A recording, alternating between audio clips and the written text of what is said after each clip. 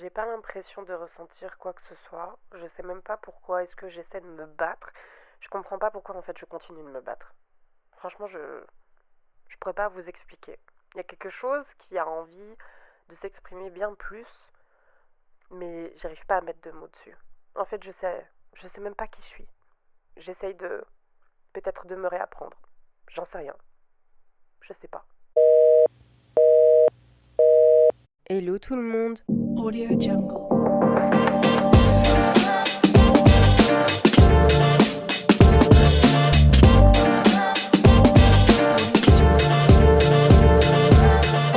À la genèse de toute cette histoire et de où est-ce que je me suis perdue, eh bien, vous le savez, je m'en cache pas, hein, je vous le dis depuis des années, j'ai fait une dépression.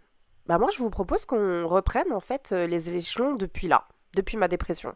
Parce que finalement, ça a été le mot d'ordre et le terme clé qui m'a permis en fait de me remettre en question, de reposer et de reconstruire mes fondations correctement, devenir la personne que je suis actuellement. Bah, qu'est-ce que vous attendez? Vous prenez les petits chaussons là devant vous et puis venez. On va discuter de tout ce qui s'est passé dans ces moments de vie, dans ma tête finalement. Et si vous aimez ce type de thème, parce que je sais qu'on est sur l'épisode 2 de toute ma transformation, bah moi je vous propose que vous me mettez une petite note ou un petit like parce que ça fait plaisir, parce que ben du coup j'ai vraiment envie de faire fonctionner ma communauté cette fois-ci. J'en ai un peu marre que ma commu se cache. Venez, on se cache plus. Venez, on arrête de se cacher. Venez, on montre notre force, notre différence. Venez, on fait ça maintenant. Bon, alors je vous propose que maintenant que vous avez enfilé les petits souliers là, on commence le sentier par le départ. C'est-à-dire que le panneau de départ, c'est ma dépression. Pourquoi ma dépression? Bah, c'est parce que tout simplement, c'est le départ de toute ma nouvelle vie, on va dire ça comme ça, de toute ma transformation jusqu'à présent, et de tous mes questionnements, de toutes mes inquiétudes, de toutes mes incertitudes, de toutes mes réflexions autour de la vie. Et j'ai vraiment envie de débuter par ça. Je ne me reconnais plus. C'est les termes que j'ai dit à la secrétaire de mon psychiatre le jour où j'ai toqué à leur porte. Parce que j'en avais marre, en fait, j'en avais marre. Je devenais agressive, je devenais cruelle, je devenais pas du tout sympa. Je devenais un personnage dépeint d'émotions. On était vraiment sur une phase ouf de ma vie et ouais, je me reconnaissais absolument plus. Donc quand j'ai poussé leur porte, après quelques séances, après quelques discussions avec un professionnel de la branche, bah, les pronostics sont tombés. Voilà, bim! Bonjour Anisha, vous avez un burn-out. Et quelques semaines plus tard, bonjour Anisha, vous avez une dépression. Waouh! Ma vie s'est effondrée quand j'ai eu ça devant ma tête. Et vraiment, quand je vous dis ça, c'est pas que j'ai pas envie de qu'on me blâme ou quoi, mais c'est juste vraiment, ça a été le plus gros choc de ma vie. Et à partir de ce moment-là, je me suis dit, mais qu'est-ce qui s'est passé? Comment est-ce que j'ai pu moi-même me lâcher, me trahir, ne plus m'aimer? Et ça a été le moteur, et encore aujourd'hui c'est le cas, de toute cette transformation, de pourquoi est-ce que je me bats et de pourquoi est-ce que j'ai envie de vivre ou de survivre, qu'importe. Mais c'est un peu les termes que j'ai voulu utiliser. Alors oui, tout au long de ces années, elles se sont transformées, j'ai des habitudes qui ont changé. Tout d'un coup, je voulais devenir ça, puis ben, finalement, ça s'est pas produit comme je le voulais. Euh, je me suis un peu cherchée. Mais pas parce que je ne me connaissais pas. Je pense qu'au fond de moi, je me connaissais suffisamment, mais parce que il fallait que je fasse la paix avec mon enfant intérieur. Il a fallu que je fasse la paix avec les blessures de ma vie. Il a fallu que je fasse la paix avec tout ce que j'ai pu encaisser durant des années, que ce soit les réflexions, comment on a voulu me modeler, comment on a voulu attendre certaines choses de moi, et comment est-ce que moi j'ai pu m'affirmer en tant que personne. La première chose que j'ai voulu faire dans cette envie de me redécouvrir et de savoir qui j'étais réellement, pas avec les choses qu'on attendait de moi, parce que de nouveau, je pense que avec la réflexion de maintenant, à l'heure où je vous parle, je pense que je n'ai fait qu'obéir aux dictats qu'on demandait aux femmes de manière générale. Et je vais pas tous les énumérer parce que vraiment c'est ridicule, mais comme cette envie de euh, avoir un peu de caractère mais pas trop, toujours paraître souriante et docile et puis machin, enfin bref, d'être malléable. Et je pense que je n'ai fait que répondre à ça, plus certains traits de caractère de ma famille où j'ai voulu avoir cette appartenance. En fait, moi, je me rends compte, maintenant que je vous parle, qu'il y avait ce désir volontaire et involontaire de ma part d'appartenance, d'appartenir à quelqu'un, d'appartenir à un clan, de pas être rejeté. Et je pense que ça c'est une blessure que j'ai eue vis-à-vis de mon adoption parce que ben j'ai été abandonnée bébé les gars. Donc même si j'ai été bébé, même si je me souviens pas de tout, même s'il y a des manquements dans ma programmation mentale, eh bien, il y a quand même eu un choc du corps, il y a quand même eu un choc mental de bébé, voilà, et qui reste ancré dans mes gènes à moi. Et donc, quand j'ai commencé ma thérapie, où j'ai vraiment dit, bon, bah là, j'ai envie de me retrouver, j'ai envie de savoir qui je suis réellement. Et j'ai plus envie de me lâcher, et j'ai plus envie de me retrouver à terre comme j'ai pu me retrouver à terre. Bah, j'ai découvert une partie beaucoup plus sombre, celle que ben je fermais tout le temps la porte, celle que j'avais pas du tout envie de parler. Et cette fois-ci, c'est moi qui suis allée au plus profond de mes abysses, au plus profond de mes enfers, et qui me suis assis sur une chaise et qui a finalement fini par écouter cette partie sombre de moi. Et c'est mon premier conseil de cet épisode, les amis, c'est écouter aussi votre partie sombre. Même si elle vous fait pas plaisir, mais elle n'est pas là pour vous faire cac, les amis. On a tous une partie équilibrée de notre mental, c'est-à-dire une partie lumineuse, mais aussi une partie sombre. Et sans cette partie sombre, vous ne savez pas si vous êtes lumineux. Et si vous êtes sans cette partie lumineuse, vous ne savez pas que vous avez des parties sombres. Vous voyez ce que je veux dire? C'est-à-dire que l'un ne va pas sans l'autre, et c'est vraiment ces parties-là que vous devez simplement accepter. Cette partie sombre de moi, elle me disait que elle souffrait. En fait, elle souffrait du manque de légitimité que les autres me donnaient pas et de ce manque de légitimité que je ne me donnais pas. C'est pour ça que j'insiste en fait sur les deux versants, c'est qu'il y a une part de ma souffrance qui venait des autres et il y a une part de souffrance que je me donnais pas. Et tout au long de cette aventure, en fait, avec les réflexions que j'ai eues, j'ai bien vu que je me suis laissée berner par les dires de certaines personnes. Et c'est pas des personnes que je ne connais pas ou que je ne connaissais pas. C'était des personnes que je connaissais et des personnes qui pensaient me connaître. Et encore aujourd'hui, j'ai eu la preuve il n'y a pas si longtemps sur pas mal de tableaux, c'est-à-dire qu'il y a beaucoup de monde qui ne pense pas que je suis très émotive. Il y a beaucoup de monde qui pense pas que j'ai un côté très fragile que j'essaye désespérément de simplement protéger. Voilà. Parce que je suis une personne très sensible. Et j'arrête pas de le dire ces derniers temps, je le sais, mais parce que j'insiste avec ça. Cette sensibilité fait en sorte que aujourd'hui je vous parle à cœur ouvert. Cette sensibilité permet d'avoir un œil créatif sur ma vie, d'où le fait est que je créais des vidéos, que je créais du contenu, que je créais... Tout ce que je créais en fait vient de ma sensibilité, les amis. Et en fait, je me suis conditionnée à être ce personnage pour éviter de décevoir les gens. Et ça a été mon roulement de tambour sur des années parce que ça a été le motivant. Je ne faisais pas les choses pour moi, je faisais les choses pour les autres. C'est-à-dire que quand je travaillais, c'était pour rendre fier mon patron, rendre fier mes collègues, rendre fier mon manager, enfin bref, que des trucs comme ça, alors que je le faisais pas non seulement pour moi.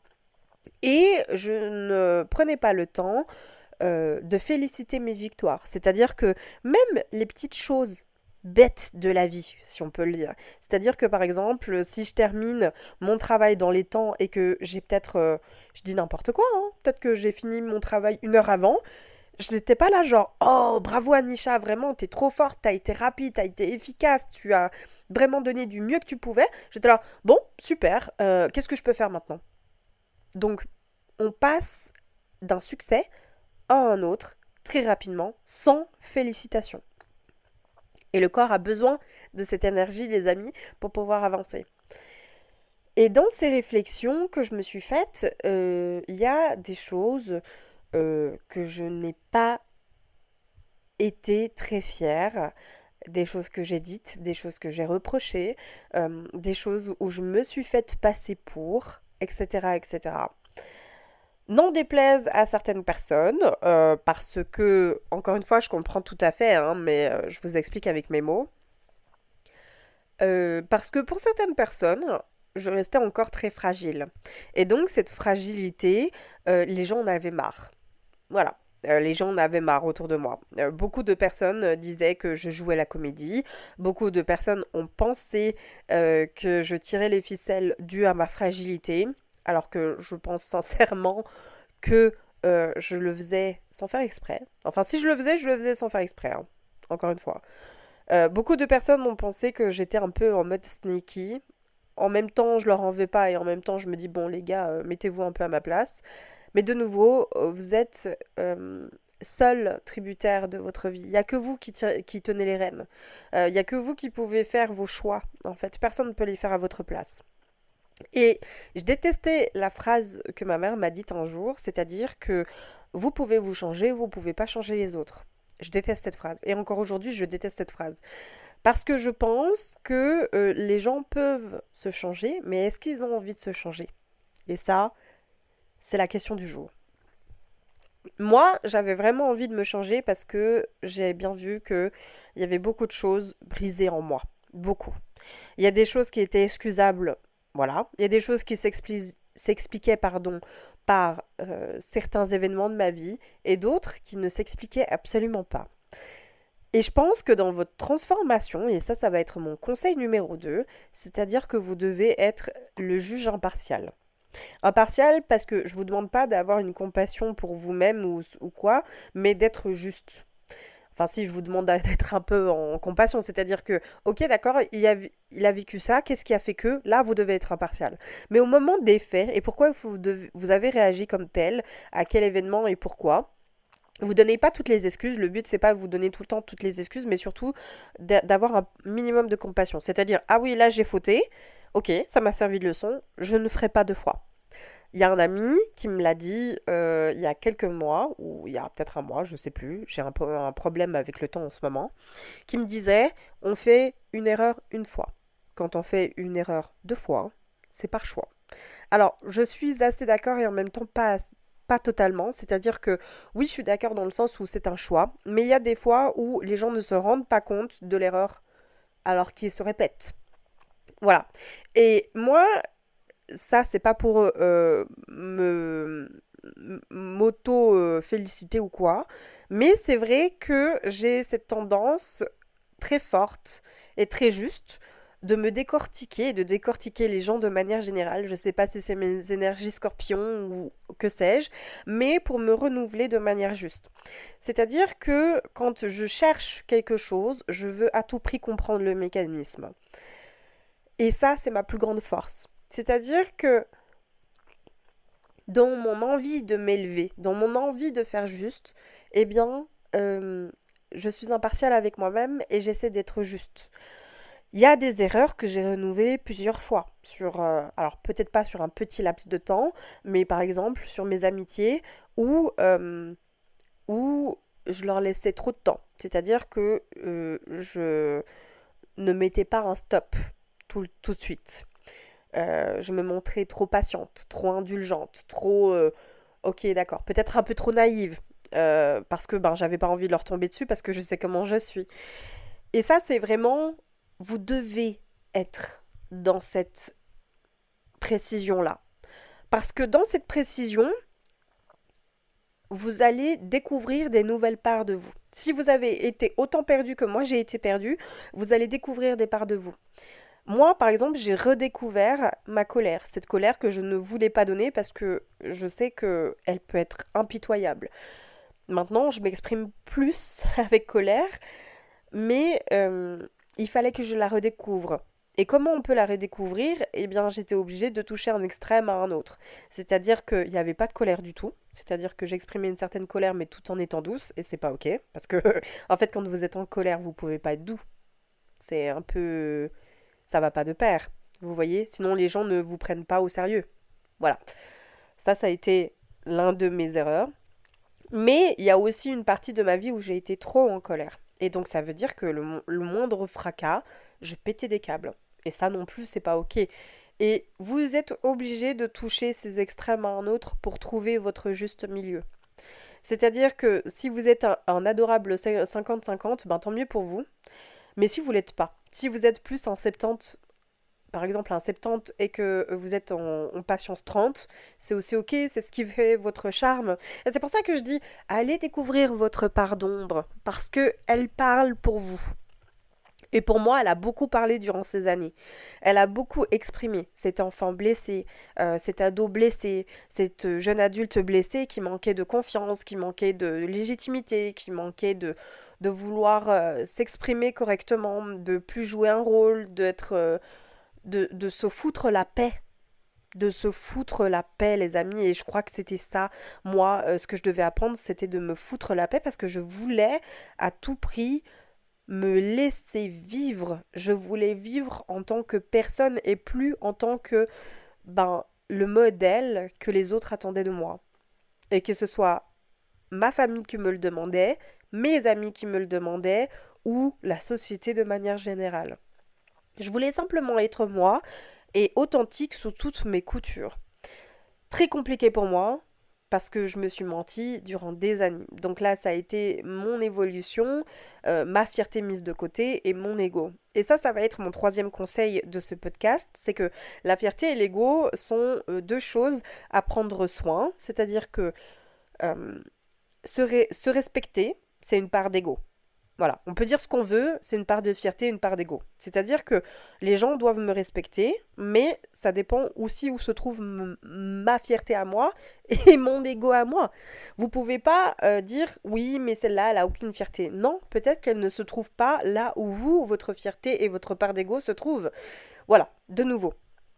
Et moi, mon ego, je l'ai tellement piétiné sur des années, parce que je me sentais pas légitime dans ma colère, parce qu'on me l'a un peu réprimandé aussi. De nouveau, je ne jette pas la pierre, hein, c'est juste pour expliquer. De nouveau, j'ai voulu mettre ma fierté de côté parce que, en fait, les autres avaient totalement raison. Alors que non, ils ont totalement raison sur leur ligne de vie. Là, vous êtes en train de marcher dans mes pas, dans mon sentier avec mes baskets, mais vous avez un autre sentier avec vos propres souliers, les amis. Avec vos propres embûches, les amis. Donc, de nouveau, ça aussi, ça va jouer un rôle. Mais comme moi, j'ai piétiné mon ego et ma fierté durant des années, il a fallu que je remette des obstacles concrets aux autres qui ont voulu m'envahir mon espace personnel. Voilà. Donc, l'ego et la fierté, oui, il faut prendre soin, mais il faut pas non plus le faire gonfler. C'est-à-dire qu'il faut, encore de nouveau, être juste et impartial dans ces moments-là. Quand j'exprime une certaine colère et que j'exprime une certaine injustice, selon moi encore une fois et avec mon vécu, j'essaye de le moins possible mettre mon ego et ma fierté dedans. C'est-à-dire que quelqu'un peut se jouer de moi, d'accord. Il faut que j'exprime ma colère parce que c'est juste et parce que c'est mon ego qui parle et aussi ma fierté, mon respect que j'ai pour moi. Mais je ne peux pas la décimer. Je ne veux pas la descendre. Je veux juste lui montrer que je ne suis pas OK. Voilà. Vous voyez la nuance? C'est-à-dire que vous avez le droit de faire valoir votre voix, mais pas au détriment de mettre l'autre à genoux devant vous. Parce que lui aussi a une part d'ego et de fierté, les amis. Et si vous descendez quelqu'un pour la mettre au tapis, bah je suis désolée, vous êtes dans le faux. Oui, vous pouvez m'en vouloir et dire ah ben là c'est faux ce qu'elle est en train de dire. Oui, vous êtes faux. Si vous dites que vous êtes en train de parce qu'il y a des gens qui disent oui, j'explique ça parce qu'en fait c'est de la bonté. J'essaie de lui montrer pour qu'elle puisse s'élever, pour qu'elle puisse me montrer qu'elle se bat. Mais vos termes, vos dires, les choses, la manière dont vous dites et dont laquelle vous réflexionnez, elle est fausse. Si vous êtes en train de dire ouais, mais de toute manière, toi, t'es pas intelligent, faites attention à la force de vos termes et de vos mots là. Parce que vous êtes en train de dire à une personne t'es pas intelligent, ben en face, peut-être qu'il va se trouver pas du tout intelligent. Moi, on m'a dit durant des années, t'es à côté de tes pompes, t'es à côté de la plaque. Maintenant, c'est quelque chose qui, dès que je l'entends, ça me fait vriller. Vraiment, hein, je vous le dis. Hein.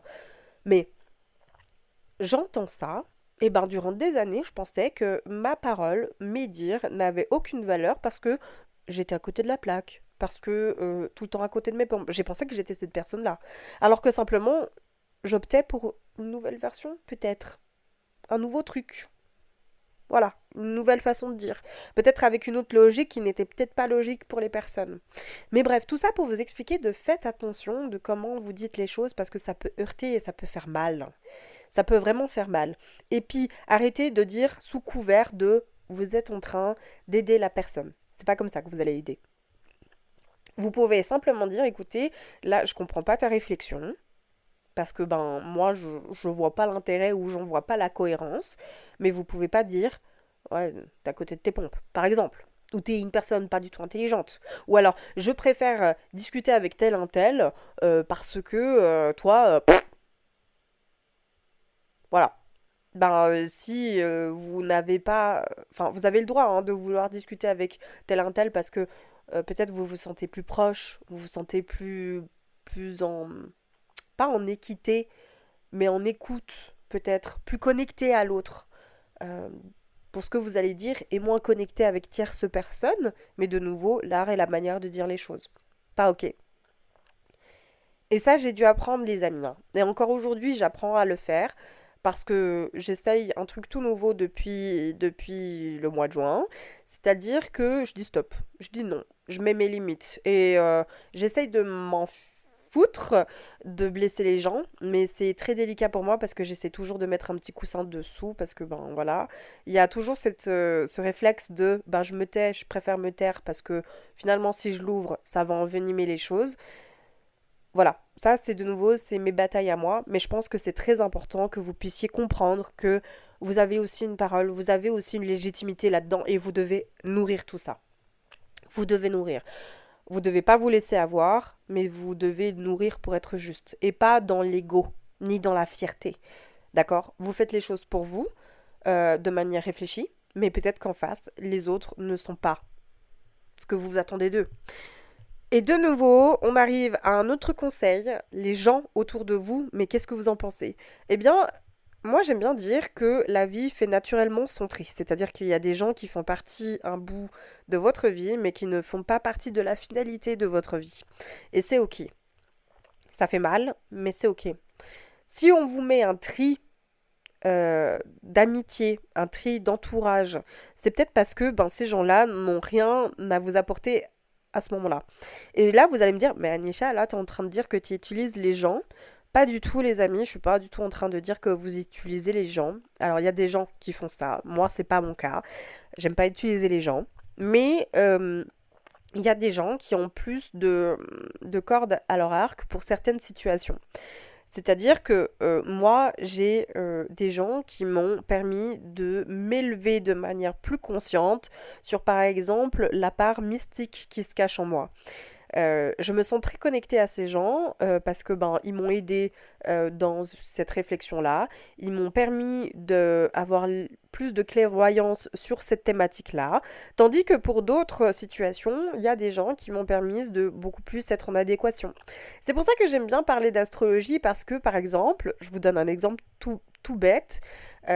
Fut un temps où j'étais pas mal entourée de cancers. C'est vrai. Je les attirais comme des petits pains. Et je continue d'en attirer quelques-uns. Je vous adore, hein. Je suis pas en train de lâcher le nom. Je dis juste que les cancers, ce sont des personnes majoritairement sensibles. Des gens qui, quand ils sont blessés, réagissent au quart de tour. C'est-à-dire que c'est pas du tout des gens très observateurs au moment où ils sont blessés, c'est des gens qui répondent du tac au tac. Sachez-le. Voilà. Mais ces gens-là m'ont permis justement d'être à l'écoute de mes émotions. Et c'est pour ça que je pense que j'étais très entourée de cancer à ce moment-là. C'est parce qu'il a fallu que j'apprenne à être à l'écoute de mes émotions. Ça m'a apporté, par exemple. Au même titre qu'aujourd'hui, je me retrouve étonnamment, et ça me fait très rire, puisque du coup, je me souviens encore que j'ai fait une vidéo sur l'astrologie où j'ai un peu craché sur le dos des vierges. Voilà. Je vous adore, hein. J'ai dit dans cette vidéo, je vous adore, mais c'est juste, j'ai eu vraiment beaucoup de trahison avec les vierges. J'ai pas tout compris, mais je pense que de nouveau, il y avait des choses à apprendre. Je l'ai pas encore tout à fait compris, mais bref, c'est pas le sujet du jour. Et de nouveau, donc, je suis majoritairement en train d'attirer beaucoup de vierges dans ma vie. Et qu'est-ce que m'apportent les vierges finalement? Ce sont des personnes qui ont une réflexion très douce, qui sont très à l'écoute d'autrui. Moi, j'ai toujours dit ça. Les vierges, ce sont des personnes qui sont vraiment à l'écoute de leur entourage. Et c'est-à-dire qu'ils sont quand même aussi très dans le donnant-donnant. C'est-à-dire que je te donne, mais j'attends de toi en retour aussi que tu me donnes. C'est pas des personnes généreuses qui donnent sans compter. Je pense notamment, par exemple, aux Capricornes, qui eux sont vraiment des personnes qui donnent sans vraiment compter en retour. Euh, mais le Vierge est plutôt dans le un peu calculateur comme ça. Tu sais, du donnant-donnant. C'est des personnes qui sont très très droites. Et voilà. Et donc, qu'est-ce que ça m'apporte aujourd'hui? Bah, ça me montre en fait dans ma vision en ce moment de j'ai besoin de poser des limites. J'ai besoin de mettre un stop. Et c'est ça que m'apporte le Vierge. Le stop sain. Le stop de c'est bon, là on arrête de jouer avec moi. Et c'est ça que j'ai envie de vous montrer aujourd'hui, au-delà de l'astrologie, c'est que vous devez avancer petit à petit dans ce qui vous appelle. Tout le monde peut vous donner des conseils. Moi, je suis la première à faire des podcasts en vous montrant des conseils, en vous expliquant, mais c'est avec mes petits souliers, mon petit sentier, mon vécu, mon bagage émotionnel, etc. Mais il y a des gens qui n'ont pas besoin de ça. Il faut vous écouter parce que vous seul avez la vérité sur ce que vous êtes en train de traverser. C'est-à-dire que vous pouvez écouter les conseils, mais mettre en pratique différemment pour que ça matche avec vous, ce que vous êtes en train de traverser. Et attention, sans forcément manipuler votre vérité. De nouveau, vous devez être juste. Et c'est ça qui a été l'ascension de moi, à moi-même, de mes réflexions. C'est-à-dire que j'ai reconnu mes torts, que là j'étais 100% d'accord avec le reste, c'est-à-dire que ouais, quand je merde, ben je merde. Et ça, beaucoup de gens me le disent et c'est ma plus grande force, c'est-à-dire que ouais, quand je fais quelque chose de pas juste et que je le reconnais pas juste, ben ça coûte rien de s'excuser, de dire ouais là j'ai merdé. Là, j'aurais pas dû te crier dessus. Là, j'aurais peut-être pas dû faire ci. Là, je me sens fautive parce que j'arrive pas à me pardonner. Et c'est important de pouvoir dire ça. Parce que en demandant pardon à l'autre, vous vous demandez pardon en même temps. Alors, il y a des choses qui sont un peu plus lourdes que d'autres, mais c'est tout un cheminement. Et ça, ce cheminement-là, les amis, vous devez le faire. Tout au long de votre ascension, les amis, et c'est vraiment, je pense, le dernier conseil que je vais vous donner, c'est que, comme on vient de parler de rédemption, ben, pardonnez-vous tout ce que vous avez pu faire. Moi, je sais que j'ai eu vraiment du mal à me pardonner les mensonges que j'ai pu dire, certaines manipulations que j'ai pu faire. euh, et c'est ça, hein, quand je vous dis qu'il y a des choses dont je ne suis pas fière, la manipulation, des fois, en fait partie. Euh, Voilà, et tout ce que j'ai pu mettre en place pour justement, voilà, me pardonner tout ça. Me pardonner, le fait est que bah, ça m'a appris. Comme quoi, par exemple, ben, on parlait de manipulation tout à l'heure, où je disais, ouais, il a fallu me pardonner ça. Ben, je sais que je peux être une personne très influente, je sais que je peux manipuler, mais ok, c'est bon, j'ai compris, j'ai testé une fois. Ça s'est pas très bien terminé. J'en ai payé les frais. Et ben maintenant, je recommence plus. Et c'est ça, c'est que à chaque fois que vous tombez, et c'est humain de tomber, dites-vous, ok, eh bien, j'ai compris, qu'est-ce que je dois comprendre dans cette situation, qu'est-ce que j'ai fait faux, qu'est-ce qui m'appartient, qu'est-ce qui m'appartient pas, et finalement pouvoir avancer avec ça. Et c'est le mot d'ordre que je m'utilise encore en ce moment dans ce que je traverse. C'est-à-dire qu'il y a des réflexions que j'ai envie d'avoir parce qu'elles sont là, elles sont vraies. Et qu'est-ce que je peux faire en place pour avancer. Et il y a toujours un petit moment de battement que vous devez obligatoirement vous mettre. Le moment où vous êtes en réflexion, où vous savez, où vous vous pardonnez, là, vous vous mettez un petit battement de flottement. Ensuite, une fois que vous avez bien digéré tout ça, vous mettez les plans de manière générale corrects. Et là, vous pensez correctement à vous relever sans faire les mêmes erreurs. Vous vous mettez un battement après ça. Et une fois que vous êtes sûr de tout votre cheminement, etc., ensuite vous passez à l'action. Et ça a été ça sur ces derniers mois que je me suis mise. C'est-à-dire que, ok, d'accord, j'ai eu une période de réflexion avec, ok, là je viens de me délocaliser d'un coup. Qu'est-ce qui s'est passé? Donc le temps d'introspection, réflexion, etc. Le temps de qu'est-ce que je fais, etc. et tout machin. Alors, peut-être que là, je l'ai un peu trop précipité, mais parce que ben, je me disais, j'ai pas le temps, en fait, finalement. Mais finalement, oui, j'aurais pu prendre le temps pour bien structurer les choses. Et je m'en suis sortie. Voilà, donc vraiment, dans toute cette ascension, dans tout ce que vous avez pu faire, bon ou mauvais, mettez en place les choses tranquillement. Pardonnez des choses que vous avez pu faire. Pardonnez aux autres aussi, parce que c'est facile pour certaines personnes de pardonner à soi, mais pas pardonner aux autres. Pardonnez aux autres. Vous n'avez pas besoin de ce fardeau. C'est-à-dire que, par exemple, si quelqu'un vous a vraiment fait du mal, vous devez lui pardonner. Parce qu'il y a beaucoup de choses qui expliquent le comment du pourquoi, mais ça ne veut pas dire que vous êtes obligé de le ramener dans votre vie. Juste vous pardonnez, vous laissez tomber. Par exemple, moi j'aime bien dire, il y a une grande nuance, et c'est ce que je dis souvent à mes psys, c'est que moi je pardonne facilement, mais j'oublie pas. C'est-à-dire que oui, d'accord, ok, il s'est passé ci, ça, ok, je pardonne à cette personne, mais je n'oublie pas. Et ça veut pas dire qu'elle revient dans ma vie. Ça veut dire que moi, je n'en fais plus une affaire d'État. J'ai plus envie de vivre avec cette façon de penser-là. J'ai plus envie d'introduire cette personne dans mon mental et qui va me bouffer. C'est-à-dire que ça va me rappeler à chaque fois, je dis n'importe quoi, la souffrance de la trahison, par exemple, la souffrance de la jalousie, la souffrance de... j'en sais rien. Par exemple, un exemple tout bête, et ça a été le plus dur, et je suis en train de faire le cheminement vis-à-vis de ça. Celui qui m'a agressé. Comment est-ce que je peux lui pardonner?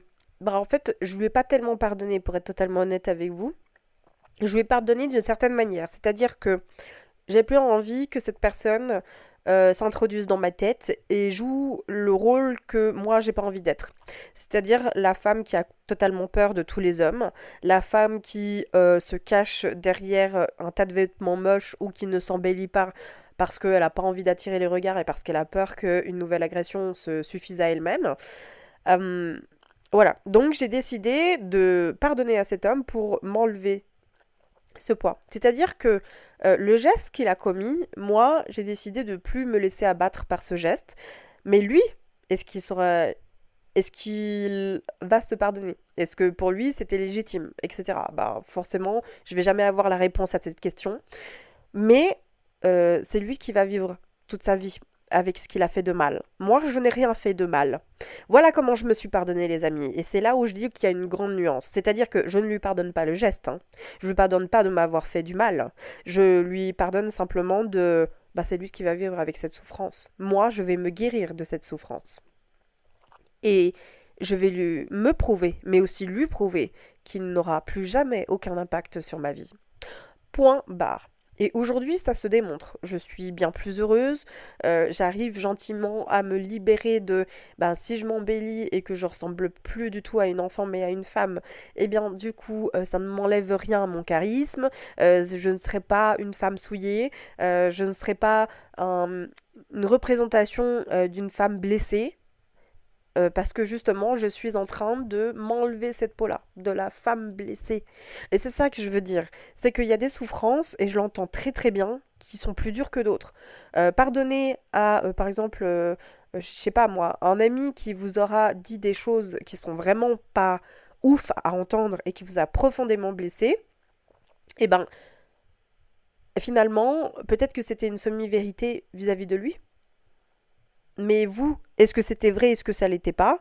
Ça, c'est vous qui en décidez de nourrir ou pas. De nourrir tout ça. Il y a des choses, qu'on m'a dit, que ce soit ma famille, que ce soit mon entourage, que ce soit des gens aussi qui m'ont pas fait plaisir. Pas du tout. Et aujourd'hui, heureusement, j'en fais une force dans le sens où est-ce que ça me correspond ou pas? Voilà. Et donc moi, ça me correspond de savoir qu'il y a des gens qui pensent une tierce chose et moi je dis, ah bah, si vous pensez ça de moi, ça vous appartient. Ça ne m'appartient pas parce que bah, moi je me connais. En fait, ce cheminement-là, il m'a permis de me connaître, de construire, de pouvoir évoluer. Et c'est ça que je vous dis. Cette transformation-là, cette nouvelle peau, ces nouvelles armures que vous êtes en train de vous construire, elles doivent vous appartenir. Vous devez rester focus sur votre légitimité et pourquoi est-ce que vous faites ça. Est-ce que c'est pour les autres? Si c'est pour les autres, vous êtes déjà mal foutu. Sachez-le. Je dis ça parce que vous devez le faire pour vous. Vous ne devez pas faire pour les autres. Je vais terminer ce podcast sur ces belles paroles parce que je trouve que c'est vraiment le sens que j'avais vraiment envie de vous partager aujourd'hui. J'espère que cet épisode vous a plu et surtout la conclusion de tout ça, c'est vraiment rester focus sur vous-même, sur pourquoi est-ce que vous vous guérissez. Et si vous avez pas... si vous vous perdez quelquefois, bah faites comme moi, écrivez-vous une lettre pour vous mettre des objectifs, pour vous mettre des carottes sur votre vie, ou alors expliquer un peu les objectifs de votre année sans forcément que ce soit impossible à vivre. Mais sachez que ces réflexions-là, elles ont mis du temps, les amis. Toutes les réflexions et tous les aboutissements que j'ai pu faire et toute l'évolution que j'ai pu avoir durant ces années, elle a pris du temps. Elle a pris 6 ans, les amis, de reconstruction. Et ça a été un travail intensif, d'autant pour moi, plus pour moi. Et avec le soutien de mon entourage, de mes amis, de la reconstruction de toutes les personnes qui m'entourent, des professionnels de la branche, de pouvoir tout simplement aller à l'introspection la plus profonde pour faire sortir et dénicher ce poison qui sommeille en vous.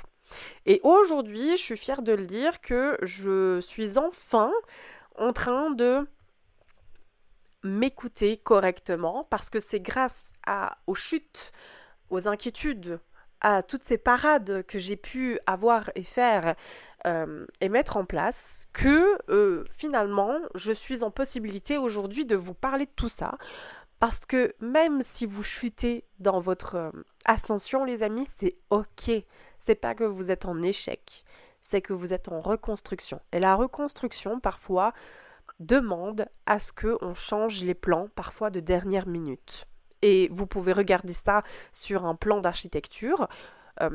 Quelqu'un qui construit une maison, bah parfois il y a des choses, des changements de dernière minute, des choses qui se pètent alors qu'on pensait être solide. Et c'est ok. Finalement, je pense que vous devez vous faire confiance. Confiance en la vie, mais aussi confiance en ce que vous êtes en train de devenir. En train de essayer et de tenter d'être la meilleure version de vous-même. Voilà les amis, n'hésitez pas à mettre un petit pouce ou de tout simplement mettre une petite note sous cet épisode. Moi, ça me ferait très très plaisir encore une fois parce que j'ai envie finalement de maintenant d'être et de briller aux yeux du monde et je sais que je n'y arriverai pas sans votre soutien. Voilà, je suis prête à ouvrir le rideau. On se retrouve le 29, n'oubliez pas, il y a encore un dernier épisode de cette petite thématique de transformation et je vous dis à bientôt et d'ici là, prenez soin de vous. Bisous, ciao.